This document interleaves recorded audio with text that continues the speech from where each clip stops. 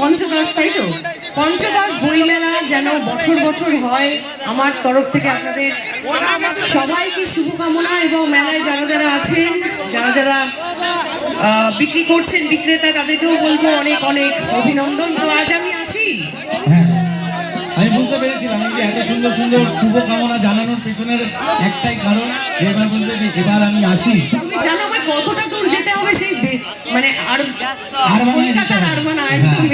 আবার সেই জ্যাম ঠেলি আবার ওখানে যেতে হবে। এখন আবার আছে লরির জ্যাম, আবার ভোরবেলা 5টার সময়। আপনারা জানেন আমাদের যে সেটা বন্ধ বন্ধ, আমাকে পুরো হাওড়া হয়ে ঘুরে এসে তারপর আমি আসতে পেরেছি।